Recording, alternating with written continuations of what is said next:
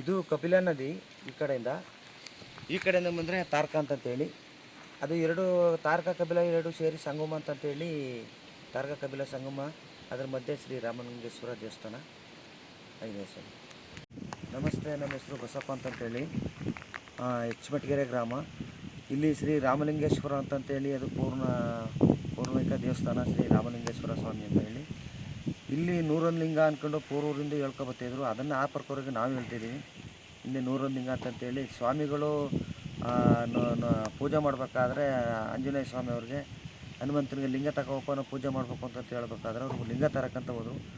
ಅವರು ಲಿಂಗ ತರೋಕ್ಕೆ ಸ್ವಲ್ಪ ಲೇಟ್ ಆಯಿತು. ಆ ತಕ್ಷಣದಲ್ಲಿ ಇವರು ಸ್ವಾಮಿ ಆದರೆ ಮರಳಲ್ಲೇ ಲಿಂಗ ಮಾಡಿ ಅವರು 101 ಲಿಂಗ ಮಾಡ್ಕೊಂಡು ಪೂಜೆ ಮುಗಿಸಿದ್ರು. ಆಗ ಪೂಜೆ ಆದಮೇಲೆ ಅವರು ಲಿಂಗ ತಗೊಂಡ್ರು. ಲಿಂಗ ತಂದಿನಿ ಸ್ವಾಮಿ ತಗೊಳ್ಳಿ ಪೂಜೆ ಮಾಡ್ಕೊಳ್ಳಿ ಅಂತ ಹೇಳೋರು. ಇಲ್ಲಪ್ಪ ನನ್ನ ಪೂಜೆ ಮುಗೀತು ಅಂತ ಹೇಳಿದಾಗ ಅವ್ರು ಏನೋ ಕೋಪದಲ್ಲಿ ಅದನ್ನು ಈ ದೇವಸ್ಥಾನದಿಂದ ತೂದಿ ಅಲ್ಲಿ ಬಿಸಾಕ್ತದ್ದು. ಅವರು ಬಿಸಾಕಿದ ತಕ್ಷಣ ಅದು ಸೋಮೇಶ್ವರ ಅಂತ ಹೆಸರಲ್ಲಿ ಅದು ಅಲ್ಲೇ ಹೊಡೆದ್ಬಿಟ್ರಂತ.